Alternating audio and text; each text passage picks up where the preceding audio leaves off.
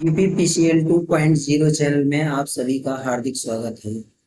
मैं जितेंद्र सर आज आप लोगों के लिए लेकर आया हूँ ट्रांसफार्मर का एक विशेष महत्वपूर्ण चैप्टर, जिसमें आपको 40 एमसीक्यू क्वेश्चन मिलेंगे और जो आपकी परीक्षा के लिए बहुत ही ज़्यादा उपयोगी सिद्ध होने वाले हैं। बेटा, आप हमारे चैनल पर नए हैं, चैनल को सब्सक्राइब करें, अपने मित्रों में शेयर करना ना भूलें। यदि आप हमारे पुराने कैंडिडेट हैं तो बेटा मन लगा करके पढ़ लीजिए। और जो हमारी ये वीडियो है, इस वीडियो में जितने प्रश्न दिए गए हैं सभी प्रश्नों को आप अपनी कॉपी पर नोट करना। इनमें से प्रत्येक क्वेश्चन में से कोई ना कोई क्वेश्चन आपकी परीक्षा में जरूर फंसेगा जाके। यहाँ पर बहुत ही बारीकी से प्रत्येक प्रश्न के बारे में बताया गया है। चलिए बेटा, वीडियो को प्रारंभ किया जाता है। तो यहाँ जैसे देखा गया है कि आर्कन हॉर्न, क्वेश्चन नंबर पहला आपका है कि आर्कन हॉर्न ट्रांसफार्मर के किस हिस्से पर स्थापित किए जाते हैं। यहाँ बेटा पूछा गया है कि जो आर्कन हॉर्न होते हैं ये ट्रांसफार्मर के किस हिस्से पर स्थापित किए जाते हैं। जो आर्कन हॉर्न है, सबसे पहली तो बात ये है कि बेटा आर्कन हॉर्न होते क्या है। आर्कन हॉर्न जो है ट्रांसफार्मर पर बुशिंग लगाई जाती है। तो बुशिंग की कंडीशन कैसी होती है बेटा? बुशिंग जो है ये कुछ इस प्रकार से होती है। ट्रांसफार्मर पर जो बुशिंग स्थापित की जाती है ये बुशिंग कुछ इस प्रकार से बनी होती है, ठीक है। यहाँ पर यहाँ से बुशिंग का ये टर्मिनल निकला होता है, जो एक वायर आकर के यहाँ से ये जोड़ दिया जाता है किसी क्लैंप के द्वारा। तो बेटा यहाँ से एक तार ऐसे निकला होता है, यह पत्ती हो सकती है और इस हिस्से से इधर की तरफ भी एक पत्ती हो सकती है। तो ये जो हिस्से दिखाई दे रहे हैं इनको इनको हम आर्कन हॉर्न के नाम से जानते हैं। इनका बेटा काम क्या है? इनका काम है जो आकाशीय बिजली होती है, कौन सी? जो आकाशीय बिजली होती है जिनको तड़ित कहा जाता है, इनसे, इस तड़ित से या आकाशीय बिजली या किससे, उच्च वोल्टता जो होती है, ठीक है, उच्च जो वोल्टता होती है इससे सुरक्षा करता है। ये आर्कन हॉर्न जनरली लोहे के या जीआई के बने होते हैं और जो ये बुशिंग है ये पोर्सलिन की बनी हुई होती है। दूसरी बात, पोर्सलिन की आकाशीय बिजली से सुरक्षा करने के लिए भी इसका आर्कन हॉर्न का उपयोग किया जाता है। Arkan horn generally Arkan horn को एक सिरोपरिचालक के साथ और बू के साथ संयोजित किया जाता है। तो बेटा आपको बता दें कि आर्कन हॉर्न जो होता है, आर्कन हॉर्न को हमेशा एचवी के साथ संयोजित किया जाता है। एचवी का मतलब है हाई वोल्टेज बुशिंग के साथ, जो बुशिंग ट्रांसफार्मर में बड़ी होती है। यहाँ एलवी के साथ इसका उपयोग नहीं किया जाता है, ना ही इनपुट के साथ ना ही आउटपुट के साथ। यहाँ बेटा एचवी आपका एकदम सही आंसर होगा। देखते हैं नेक्स्ट क्वेश्चन। अगला क्वेश्चन दिया गया है कि ट्रांसफार्मर में अधिकतम फ्लक्स घनत्व किसके तुल्य होता है।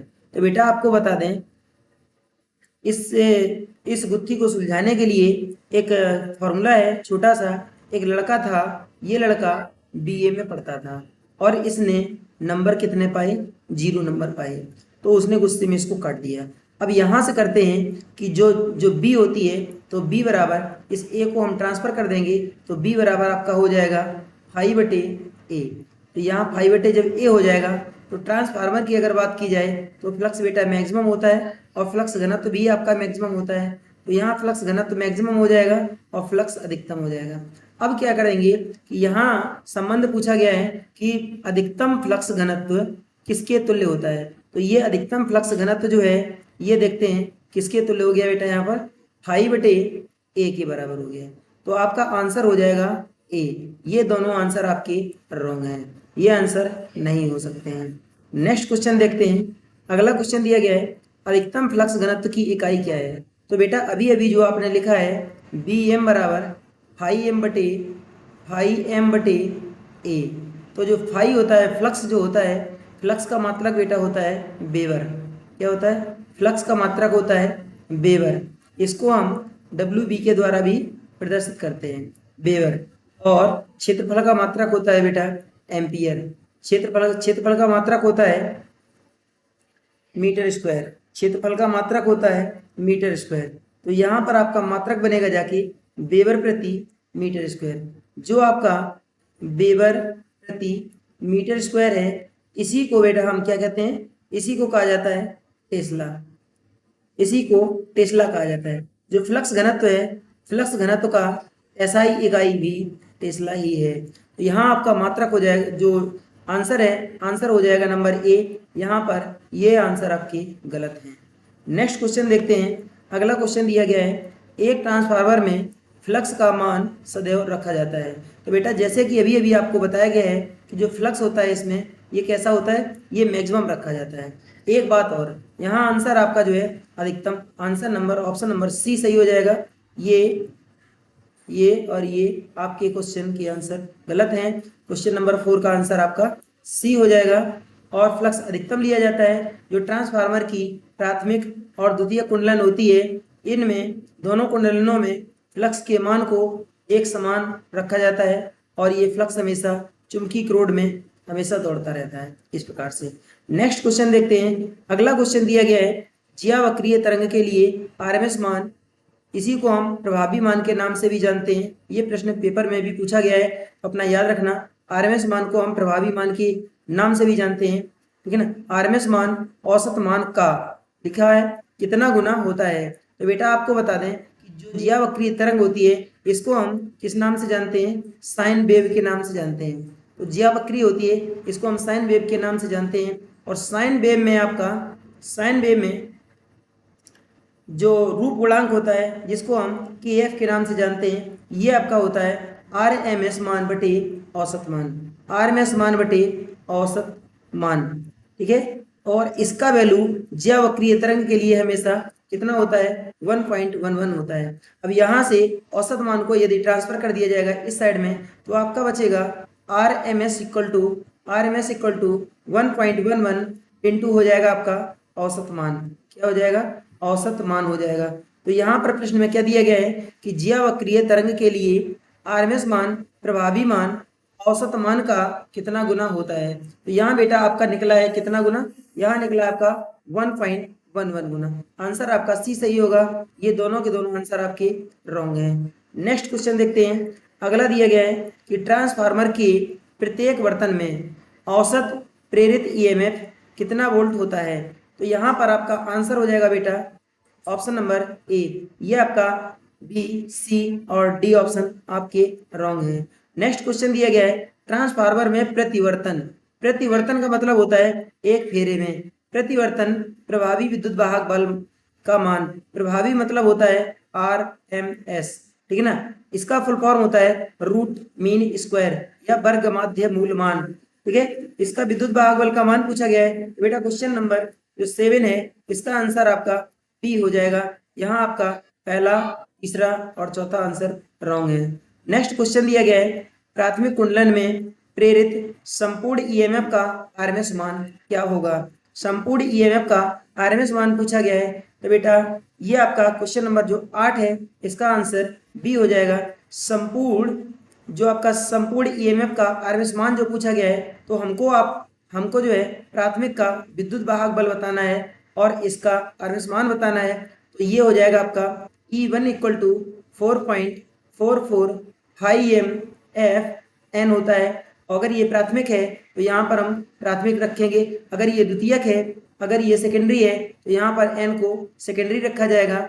और ये पूरा का पूरा फॉर्मूला आपका एक समान होता है, जैसे कि प्राइमरी में यहाँ प्राथमिक में पूछा है, यदि द्वितीयक में पूछा जाए तो भी आपका सेम फॉर्मूला होगा, परंतु यहाँ पर आप E1 लेंगे तो इधर N1 लेना पड़ेगा, यहाँ E2 लेंगे तो यहाँ पर N2 लेना पड़ेगा। अब क्या करते हैं कि इनमें ये समीकरण नंबर 1 मानते हैं और ये समीकरण नंबर 2 मानते हैं। अब क्या करते हैं 2/1 कर देते हैं, तो यहाँ हो जाएगा आपका E2 बटे और यहाँ हो जाएगा आपका बेटा E1 और इक्वल टू ये बीच के सभी वैल्यू एक समान है यहाँ से यहाँ तक, तो दोनों के दोनों कैंसिल हो जाएंगे और यहाँ आपका बचेगा N2 बटे N1।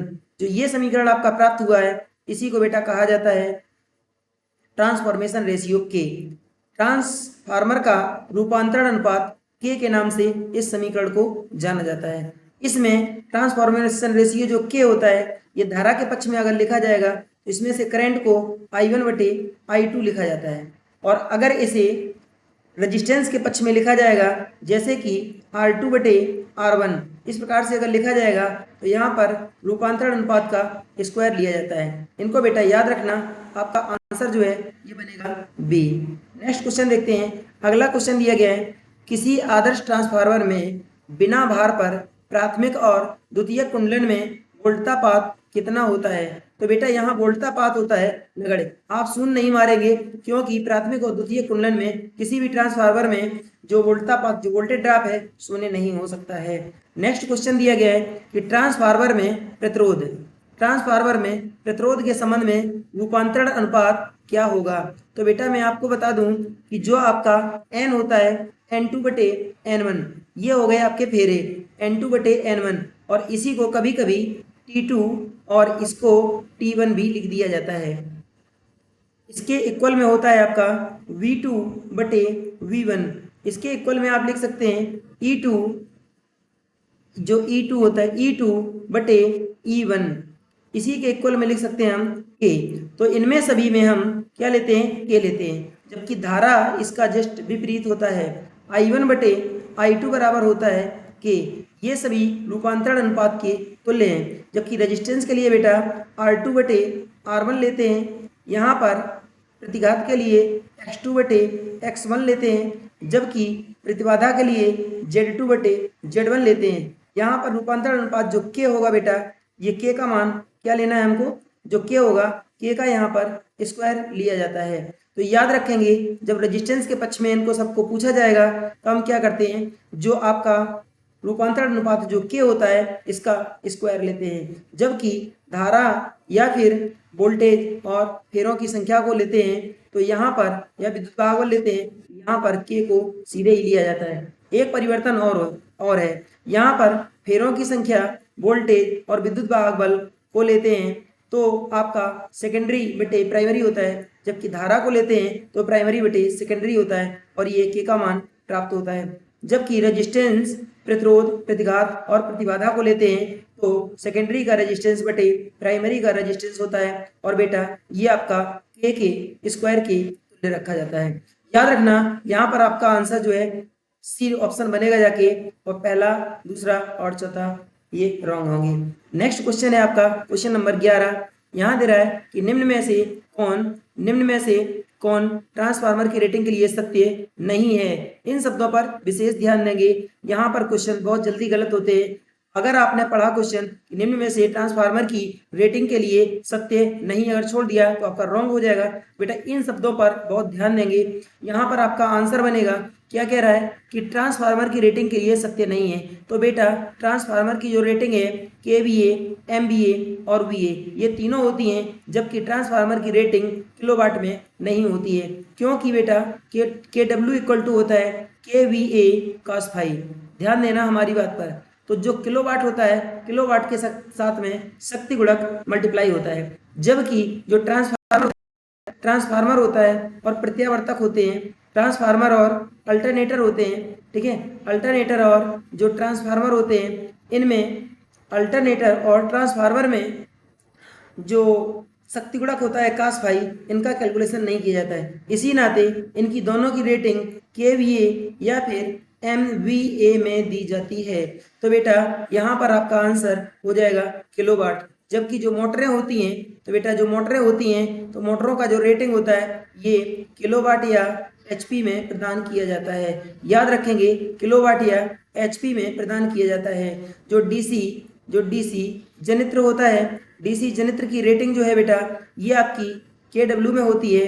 जितनी मोटरें हैं ये आपकी DC हो चाहे आपकी AC मोटर हो, इनकी सबकी जो रेटिंग होती है ये HP में प्रदान की जाती है। जबकि जो फ्यूज होता है, क्या बेटा, जो फ्यूज होता है, फ्यूज और जो रिले होता है, ठीक है ना, जो रिले होता है, इनकी दोनों की रेटिंग जो होती है ये एम्पियर में प्रदान की जाती है। इनको सबको बहुत अच्छी तरीके से अपनी कॉपी पर नोट कर लेना। नेक्स्ट क्वेश्चन यहाँ दिया गया है, एक आदर्श ट्रांसफार्मर में I²R क्या I²R हानियां होती हैं? तो बेटा I²R जो हानियां होती हैं, I²R हानियों को हम कौन से कहते हैं? ताम्र हानियों के नाम से जानते हैं, ठीक है बेटा। I²R हानियों को हम ताम्र हानियों के नाम से जानते हैं। तो ये ताम्र हानियां जो है ये जो आदर्श ट्रांसफार्मर की स्थिति है, तो आदर्श ट्रांसफार्मर में ताम्र हानियां जो होती हैं ये नहीं होती हैं। यहाँ पर बोला है एक आदर्श ट्रांसफार्मर में आई स्क्वायर आर हानियां होती हैं, तो कितनी होती हैं? ये 0% होती हैं। तो बेटा आपका आंसर ए सही हो जाएगा, यहाँ बी, सी और डी रॉन्ग होंगे।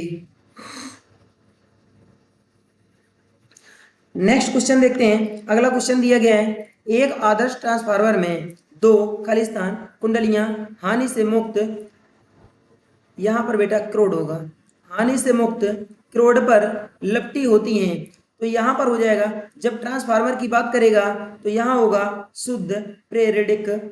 शुद्ध प्रेरिडिक जो कुंडलियां होती, जो क्रोड होती है, क्या होती है? जो क्रोड होती है, क्रोड मतलब कौन सी? ई होगी या आई होगी या एफ होगी, ठीक है ना, या फिर एल होगी या यू होगी, ये क्रोड होती हैं।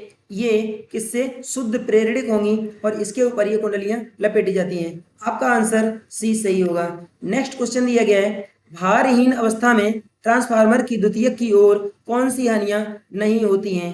तो बेटा जब ट्रांसफार्मर भारहीन अवस्था में है तो इसकी जो सेकेंडरी कुंडली है, जो द्वितीयक वाइंडिंग है, तो ये बेटा ओपन हो जाएगी और इस साइड में क्या करते हैं? इस साइड में इस पर सप्लाई जुड़ी रहेगी। तो ये जब कुंडली ओपन रहेगी तो यहाँ पर बेटा जब लोड नहीं है, क्या नहीं है? जब लोड नहीं है तो यहाँ पर लोड पर उत्पन्न होने वाली या परिवर्तित होने वाली जो हानियां होती हैं, ये होती हैं ताम्र हानियां। तो ताम्र हानियां अर्थात हम आई स्क्वायर आर कह सकते हैं। तो यहाँ पर आपकी कॉपर लॉस नहीं होगी। आंसर आपका डी सही होगा, पहला, दूसरा और तीसरा नहीं हो सकता है। नेक्स्ट क्वेश्चन है, ट्रांसफार्मर की भारहीन अवस्था में अक्रियाशील या शक्तिहीन अवयव के लिए क्या शर्त है? तो बेटा यहाँ अक्रियाशील पूछा है, तो आपका ऑप्शन नंबर डी सही हो जाएगा। आपका पहला, दूसरा और तीसरा रॉन्ग होंगे। नेक्स्ट क्वेश्चन दिया गया है, भारहीन स्थिति में ट्रांसफार्मर में इनपुट पावर के लिए क्या सत्य है? तो बेटा जो भारहीन अवस्था होती है, कोई ट्रांसफार्मर है, कोई भी ट्रांसफार्मर है, इसके ऊपर जब भार नहीं है, क्या नहीं है? इसके ऊपर जब भार नहीं है, ठीक है ना, जब भार नहीं है तो इस अवस्था में इसमें कौन सी धारा प्रवाहित होगी? शून्य भार धारा प्रवाहित होगी। और ये धारा बेटा कितनी होती है? ये धारा 2% से 5% तक होती है, शून्य भार धारा। जबकि जो मोटरें होती हैं, जो मोटरें होती हैं, मोटरों में शून्य भार धारा जो होती है बेटा, इंडक्शन मोटर में जो शून्य भार धारा होती है, ये शून्य भार धारा को हम जनरली कितना लेते हैं? शून्य भार धारा को लगभग 35% तक ले लेते हैं और ये 5 से 35% के आसपास होती हैं। तो याद रखना, यहाँ आपका आंसर बनेगा जाके ए। क्वेश्चन नंबर 16 का आंसर ए होगा। नेक्स्ट क्वेश्चन देखते हैं। अगला दिया गया है, एक परिणाम मित्र में या एक ट्रांसफार्मर में भार की स्थिति में आई जीरो, आई म्यू और आई ओमेगा में सही संबंध क्या है? तो बेटा यहाँ पर जो आई जीरो होता है, आई जीरो जो होता है ये परिणामी होता है। आई जीरो बराबर होता है under root I omega square और प्लस आई म्यू स्क्वायर। तो यहाँ पर हो जाएगा आपका, इसका हम अगर पक्षांतरण करेंगे तो ये हो जाएगा बेटा आई जीरो का स्क्वायर बराबर आई ओमेगा का स्क्वायर प्लस यहाँ पर हो जाएगा आई म्यू का स्क्वायर। ऑप्शन नंबर आपका कौन सा बनेगा? ऑप्शन नंबर बी सही होगा, पहला, तीसरा और चौथा आंसर रॉन्ग है। बेटा हमारे चैनल पर यदि नए हैं तो चैनल को सब्सक्राइब जरूर करें। आपको प्रतिदिन नई नई वीडियो और नए नए क्वेश्चन के साथ हम आते रहेंगे। नेक्स्ट क्वेश्चन देखते हैं, किसी ट्रांसफार्मर में आई जीरो cos फाई जीरो, यहाँ पर क्या दिया गया है? आई जीरो cos फाई जीरो क्या प्रदर्शित करता है? तो बेटा जो आई जीरो cos फाई जीरो होता है ये आपको आई ओमेगा प्रदर्शित करता है और आई ओमेगा बराबर होता है आई जीरो cos फाई जीरो। तो यहाँ पर हम निकाल सकते हैं इसको, आई जीरो cos फाई जीरो को, या फिर हम आई ओमेगा को हम कार्यशील घटक के नाम से जानते हैं। जबकि निष्क्रिय घटक जो होता है, निष्क्रिय घटक होता है, ये होता है बेटा आई म्यू बराबर आई जीरो साइन फाई जीरो। एक बेटा और आपको बताते हैं कि जैसे मान करके चलिए कॉस फाई और साइन फाई, यहाँ पर दो पोजीशन है, कॉस फाई और साइन फाई। अगर यहाँ पर कॉस फाई का मान 0.8 दिया है, 0.8 दिया है तो साइन फाई का मान बेटा 0.6 होगा। यदि इसका मान 0.6 दिया है तो इसका मान 0.8 लेते हैं और बताएं 0.866 अगर इसका वैल्यू है, 0.866 अगर इसका वैल्यू है तो हम क्या करेंगे, इस साइड में 0.5 प्राप्त होगा, इस साइड में यदि 0.5 वैल्यू है तो इस साइड में आपका 0.866 आपको प्राप्त होगा। तो बेटा इसको याद रखना, ये बहुत ही ज़्यादा इम्पोर्टेंट है, जो परीक्षा में आए दिन आते रहते हैं और जिनकी आवश्यकता बहुत ज़्यादा पड़ती है। ठीक है, नेक्स्ट क्वेश्चन देखते हैं। अगला क्वेश्चन यहाँ पर दिया गया है, भारहीन अवस्था में, यहाँ थोड़ा सा रॉन्ग लिखा है, अवस्था होगा बेटा यहाँ पर, भारहीन अवस्था में ट्रांसफार्मर का शक्ति गुणक होता है। जैसे जैसे अभी आपका लिखा गया था, जो कार्यकारी घटक है आई डब्ल्यू बराबर आई जीरो और साइन फाई जीरो, सॉरी यहाँ पर होगा आपका कॉस फाई जीरो। तो कार्यकारी घटक को इस प्रकार से लिख सकते हैं, जो कार्यकारी घटक है, कार्यकारी घटक को इस प्रकार लिखा जा सकता है,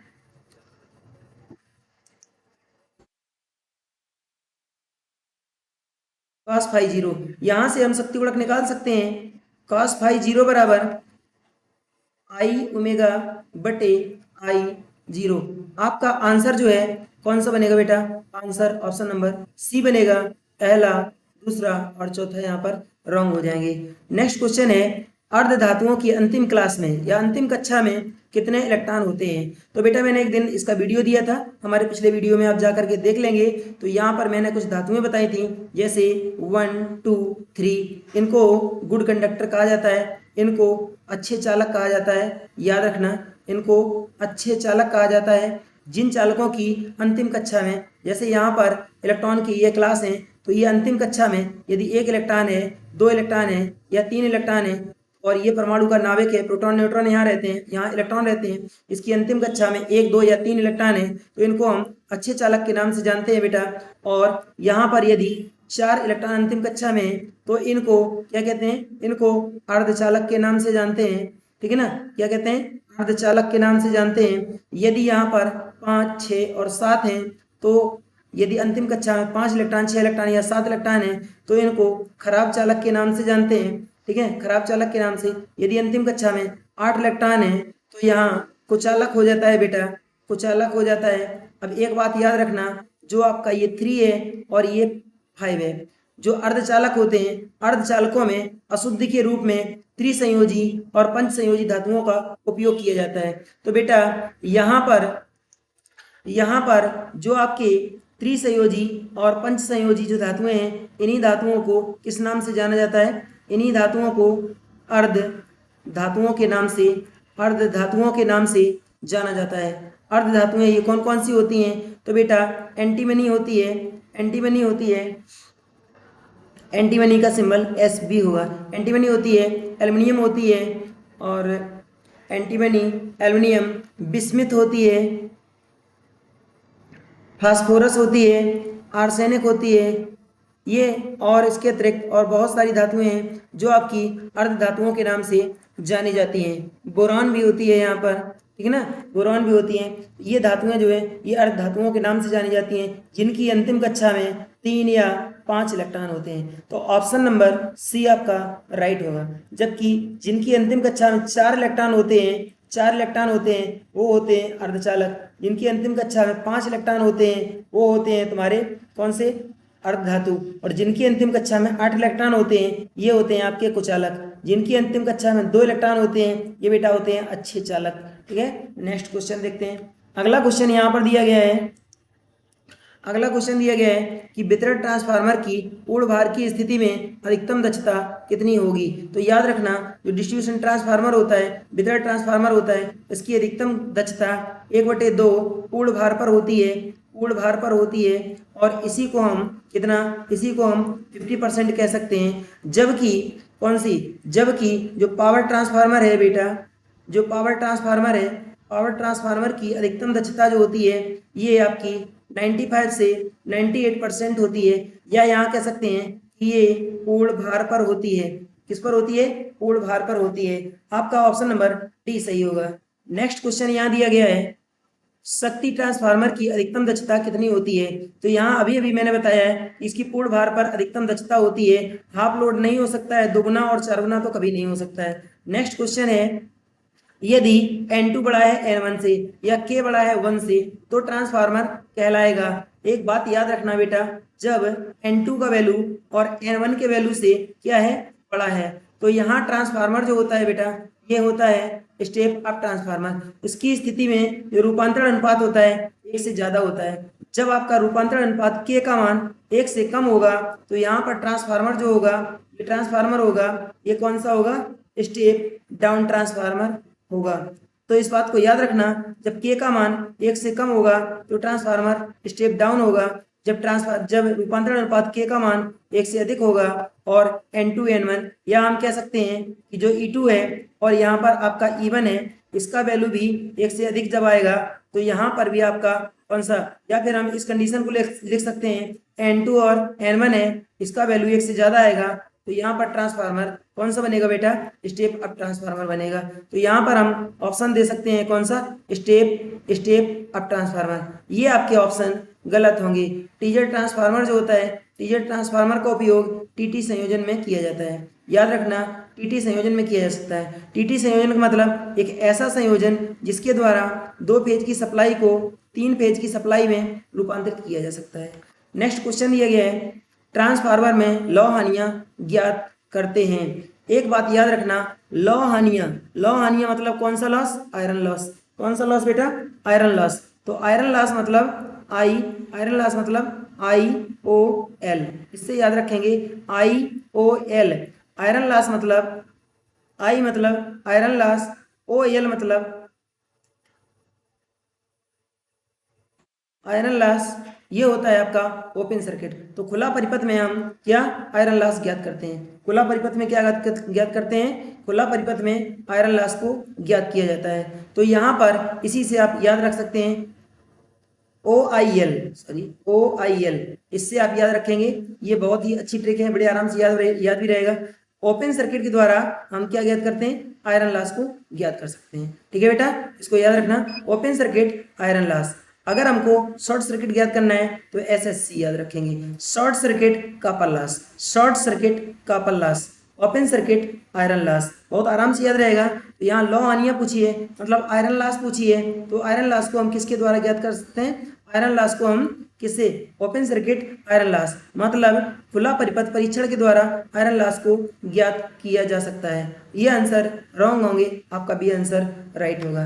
नेक्स्ट क्वेश्चन है कि ट्रांसफार्मर में यदि प्रतिशत नियमन पॉजिटिव क्या धनात्मक, प्रतिशत नियमन धनात्मक हो तो शक्ति गुणक क्या, तो बेटा इसके लिए एक चतुर्थांश बनाते हैं। यहाँ पर आपका प्लस होता है और यहाँ पर माइनस होता है, यहाँ पर C होता है, यहाँ पर L होता है, यहाँ पर होती है धारा, यहाँ पर V लिख देते हैं, यहाँ भी V लिख देते हैं। अब देखिए जरा, यहाँ पर आप ये करंट, हम जो घड़ी होती है, घड़ी की विपरीत दिशा में देखते हैं धारा को, तो यहाँ पर वोल्टेज से धारा क्या है, आगे होती है।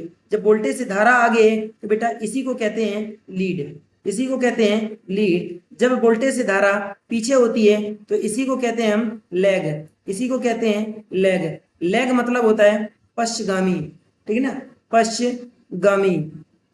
लैग मतलब पश्चगामी, लीड मतलब अग्रगामी। बेटा हमारे जितने भी वीडियो रहेंगे आपके ITI पॉलिटेक्निक जो डिप्लोमा होता है, ठीक है ना, डिप्लोमा होता है, इसके बाद यूपीपीसीएल, इसके अतिरिक्त और जो भी परीक्षाएं टेक्निकल से संबंधित होंगी उन सभी परीक्षाओं के लिए अति महत्वपूर्ण हैं। बेटा आपको ऑब्जेक्टिव साथ साथ हमारे चैनल पर थ्योरी के सभी जितने भी आपके सब्जेक्ट हैं या जितने भी चैप्टर चलते हैं सभी चैप्टर का वीडियो उपलब्ध है, मिल जाएगा। तो बेटा यहाँ पर जब देखते हैं ध्यान से क्या लिखा है कि पॉजिटिव लिखा है, तो पॉजिटिव मतलब क्या है, पॉजिटिव, ये होते हैं नियमन के सिंबल, रेगुलेशन के सिंबल। जब पॉजिटिव दिखाएगा तो शक्ति गुणक आपका क्या हो जाएगा बेटा, लैग हो जाएगा या पश्चगामी हो जाएगा। तो पश्चगामी, यहाँ पर ऑप्शन नंबर C आपका सही होगा। एक बात और सोच करके मार सकते हैं कि जब यहाँ पॉजिटिव मतलब जब आपको ज्यादा दिखाई दे तो हमको आंसर कम वाला मानना है, याद रखना। नेक्स्ट क्वेश्चन है कि ट्रांसफार्मर में खुला परिपथ परीक्षण करते समय खुला रखा जाता है। खुला परिपथ परीक्षण करते समय किसे खुला रखा जाता है, 26 नंबर का आंसर बनेगा जाएगा बेटा डी। खुला परिपथ परीक्षण करते हैं, ओपन सर्किट, यहाँ पर उच्च वोल्टता कुंडलन को खुला रखते हैं। उच्च वोल्टता कुंडलन मतलब जिसमें फेरों की संख्या ज्यादा है, जिसमें फेरों की संख्या ज्यादा होती है उसको खुला रखते हैं। बाकी जिसमें फेरों की संख्या कम होती है उस पे क्या करते हैं, उस पे हम इंस्ट्रूमेंट को स्थापित करते हैं, उन पर सभी पर इंस्ट्रूमेंट को स्थापित करते हैं। ठीक है, ऐसे इसका चित्र बनेगा और यहाँ पर क्रोड रहेगी बीच में और ये आपका ट्रांसफार्मर रहेगा। यहाँ पर आप द्वितीयक में एचवी को ओपन रखा जाता है और एलवी पर टेस्ट किया जाता है। ऑप्शन नंबर डी आपका राइट होगा।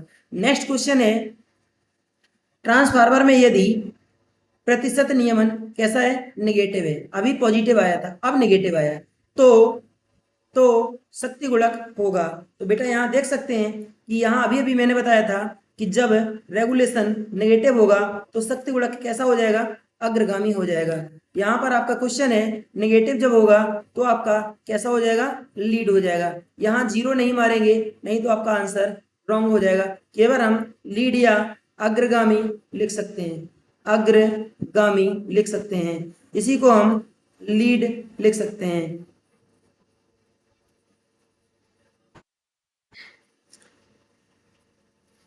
नेक्स्ट क्वेश्चन यहाँ है, अगला क्वेश्चन दिया गया है कि ट्रांसफार्मर में कुल हिस्टैरिसीस हानि हो सकती है। जो हिस्टैरिसीस हानि है वो कितनी हो सकती है, एक बात याद रखना बेटा, जो आपकी कौन सी, जो आपकी डब्ल्यू आई होती है, आयरन लॉस होती है, ये होता है आपका W E plus W H, ये होती है हिस्टैरिसीस और ये होती है एडी करंट या भंवर धारा। तो भंवर धारा हानि और हिस्टैरिसीस हानि, हिस्टैरिसीस हानियों को मंदायन हानियां और भंवर धारा हानियों को डी करंट हानियां, लौ हानियों को आयरन लॉस के नाम से भी जानते हैं। तो बेटा यहाँ पर क्या पूछा गया है, यहाँ पर हिस्टैरिसीस हानियां पूछी गई हैं, मतलब इन हानियों का वैल्यू पूछा गया है। तो आपका आंसर बनेगा, इसको हम उस पक्ष में भेज देंगे, तो यहाँ पर हो जाएगा आपका डब्ल्यू एच बराबर, ये हो जाएगा आपका डब्ल्यू आई और minus W E.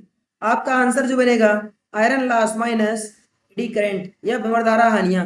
Option number A आपका राइट होगा, बाकी के ऑप्शन आपके रॉन्ग हो जाएंगे।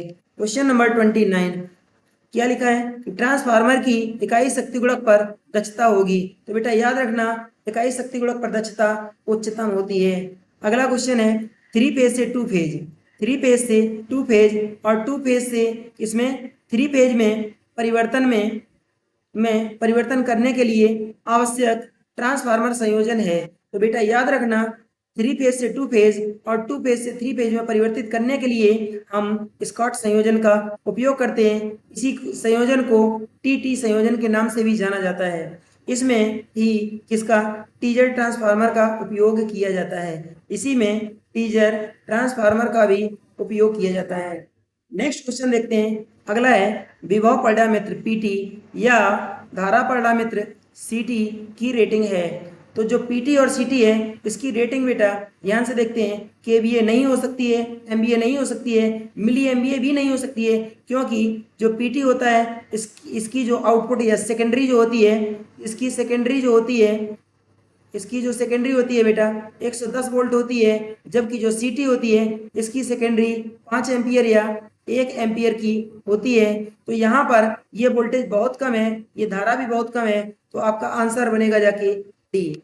नेक्स्ट देखते हैं, 110 वोल्ट ट्रांसफार्मर की 110 वोल्ट किस ट्रांसफार्मर की द्वितीयक वोल्टता होती है। तो बेटा याद रखना, जो पीटी होता है, पीटी ये किस प्रकार का ट्रांसफार्मर है, ये आपका स्टेप डाउन ट्रांसफार्मर है, स्टेप डाउन ट्रांसफार्मर है। और स्टेप डाउन जो होता है ये एचवी को इसमें एलवी में रूपांतरित करता है, एचवी को एलवी में रूपांतरित करता है।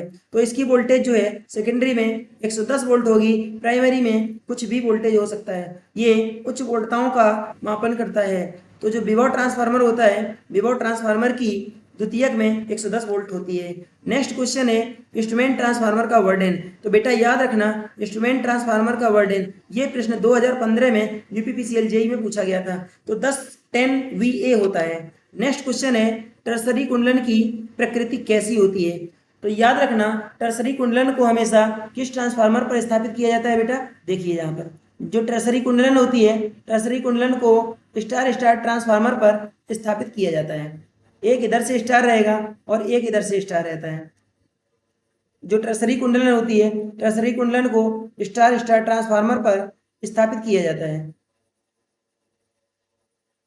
इस प्रकार से इस पर स्थापित किया जाता है, परंतु टर्सरी कुंडलन में होता क्या है, यहाँ पर एक बंद डेल्टा कुंडलन को डाला जाता है। जब बंद डेल्टा कुंडलन एक यहाँ डाल दी जाएगी, अब होता क्या है कि इसके अंदर जितनी भी कौन सी हार्मोन्स, ठीक है ना, जितनी भी हार्मोन्स जो होंगी, ठीक है ना, जितनी भी जो हार्मोन होंगी, हार्मोन को क्या करता है, हार्मोन को समाप्त कर देता है। और इसके जो न्यूट्रल होते हैं बेटा, इसके जो न्यूट्रल होते हैं यहाँ से, ठीक है ना, स्पर्श बिंदु भी इनको कहते हैं, या स्पर्श पॉइंट भी कहते हैं, जो न्यूट्रल होते हैं इनको क्या करता है, इनको भी स्थायी कर देता है। और क्या करते हैं कि जो स्टार स्टार के जो ट्रांसफार्मर होते हैं इसमें बंद डेल्टा कुंडलन डालते हैं। इस कुंडलन की सहायता से क्या करते हैं, हम अतिरिक्त सप्लाई भी निकाल सकते हैं, अतिरिक्त सप्लाई भी यहाँ से निकाली जा सकती है। तो और आपका जो आंसर होगा कि जो बंद डेल्टा कुंडलन जो टर्सरी होती है, टर्सरी जो वाइंडिंग होती है, टर्सरी वाइंडिंग किस टाइप की होती है, डेल्टा टाइप की होती है। ऑप्शन नंबर बी आपका राइट होगा। नेक्स्ट क्वेश्चन है, टर्सरी वाइंडिंग का उपयोग किस ट्रांसफार्मर में किया जाता है। जैसे कि अभी अभी आपको बताया गया है कि टर्सरी वाइंडिंग का उपयोग हम इसमें स्टार स्टार टाइप के ट्रांसफार्मर में करते हैं। किस लिए, इसके जो न्यूट्रल होते हैं, या जो न्यूट्रल होता है, न्यूट्रल को क्या करने के लिए, न्यूट्रल को स्थायी करने के लिए, न्यूट्रल को स्थायी करने के लिए इसका उपयोग किया जाता है। और हार्मोन जो होते हैं, ठीक है ना, कौन से हार्मोन, तृतीयक, ये थर्ड हार्मोन जो होते हैं, ठीक है ना, थर्ड हार्मोन जो होते हैं इनको समाप्त करने के लिए भी इसका उपयोग किया जाता है। तो अपना याद रखेंगे बेटा, ऑप्शन नंबर ए सही होगा, ये आपके ऑप्शन रॉन्ग है। नेक्स्ट क्वेश्चन है, यहाँ अति उच्च वोल्टता लाइन की स्थिति में करंट ट्रांसफार्मर की द्वितीयक कितनी होती है। तो याद रखना, यहाँ लिखा हुआ है अति उच्च वोल्टता लाइन, और यहाँ पर अगर मध्यम आ जाए या निम्न आ जाए, ठीक है ना, या मध्यम आ जाए या निम्न आ जाए, तो आपका 5 एम्पियर की सीटी लगती है। जबकि अति उच्च अगर बोला जाए तो यहाँ सीटी, जो सीटी होगा इसका साइज बेटा 1 एम्पियर रखा जाता है। नेक्स्ट क्वेश्चन दिया गया है, सीटी की द्वितीयक कुंडलन में फेरों की संख्या होती है। एक बात याद रखना, जो सीटी होता है, करंट ट्रांसफार्मर होता है, ये एक प्रकार का स्टेप अप ट्रांसफार्मर होता है। जो स्टेप अप ट्रांसफार्मर होता है, इसकी जो V2 होती है ये बेटा ज़्यादा रखी जाती है।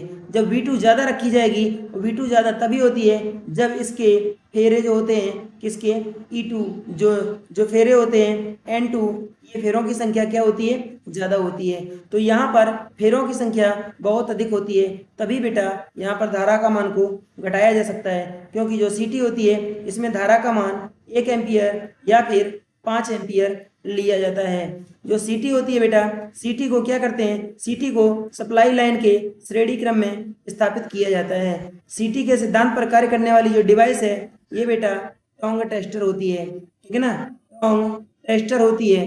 टोंग टेस्टर 2 प्रकार के होते हैं। एक टोंग टेस्टर के द्वारा क्या करते हैं, जो केबल होता है, केबल के ऊपर से ही धारा का मापन करते हैं। और एक टोंग टेस्टर जो होता है, ठीक है ना, एक और जो टोंग टेस्टर होता है उसके द्वारा जो बैटरी होती है, कौन सी बैटरी, लेड एसिड, जिसमें H2SO4 का उपयोग तरल रूप से किया जाता है। इस बैटरी की चार्जिंग को देखने के लिए हम टोंग टेस्टर का उपयोग करते हैं। और इस टोंग टेस्टर का उपयोग जब बैटरी की चार्जिंग के लिए किया जाता है तो केवल इसको 10 सेकंड तक यूज करना चाहिए। अगर 10 सेकंड से ज़्यादा यूज करेंगे तो बैटरी में बकलिंग होता है, ठीक है ना। बकलिंग दोष का मतलब होता है इसकी जो प्लेटें होती हैं ये कैसी हो जाती हैं, ये टेढ़ी मेढ़ी हो जाती हैं। इस दोष को बैटरी में बकलिंग दोष कहते हैं। तो बेटा यहाँ पर है सीटी की द्वितीयक कुंडलन में फेरों की संख्या होती है, तो सीटी की द्वितीयक में फेरों की संख्या अधिकतम होती है। नेक्स्ट क्वेश्चन है, कितनी वोल्टता से अधिक पर मशीनों में दोहरा भू संपर्कन किया जाता है, ठीक है ना, करना अनिवार्य है। तो बेटा याद रखना 450 वोल्टेज से ऊपर की जो मशीनें होती हैं उनमें सभी में जो अर्थिंग होता है, ठीक है ना, जो अर्थिंग होता है, अर्थिंग कैसा होना चाहिए, डबल होना चाहिए, दोहरा अर्थिंग होना चाहिए। एक अर्थिंग होता है बॉडी का और दूसरा अर्थिंग होता है कुंडलन का। इससे आपकी सुरक्षा बढ़िया से की जा सकती है। नेक्स्ट क्वेश्चन है बेटा यहाँ पर, यदि सीटी की द्वितीयक कुंडलन खुला छोड़ दिया जाए तो सीटी ब्लास्ट कर जाती है।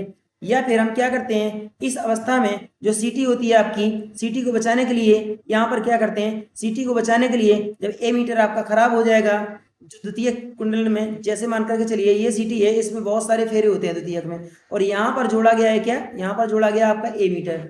जो ए मीटर मान लीजिए, ए मीटर की जो आंतरिक कुंडली होती है बेटा, ये मोटे तार और कम फेरों की होती है। अगर ये कुंडली किसी प्रकार से खराब हो गई तो क्या करते हैं, अगर ये कुंडली किसी भी प्रकार से मान करके चलिए कि यदि खराब हो गई तो क्या करते हैं, इसके स्थान पर हम एक मोटा सा तार लेते हैं, एक मोटा सा वायर लेते हैं, और इस मोटे से वायर को क्या करते हैं, इस मोटे से वायर को इसके साथ में आपस में कनेक्ट कर देते हैं। जब आपस में कनेक्ट कर देंगे तो क्या होगा, तो ये जो सीटी है, ये सीटी है, सीटी के प्राथमिक में एक या दो फेरे होते हैं, तो ये सीटी है, ये क्या होती है, ये ब्लास्ट होने से बच जाती है। ठीक है बेटा, याद रखना इसका ऑप्शन जो है, ऑप्शन नंबर आपका सी सही होगा।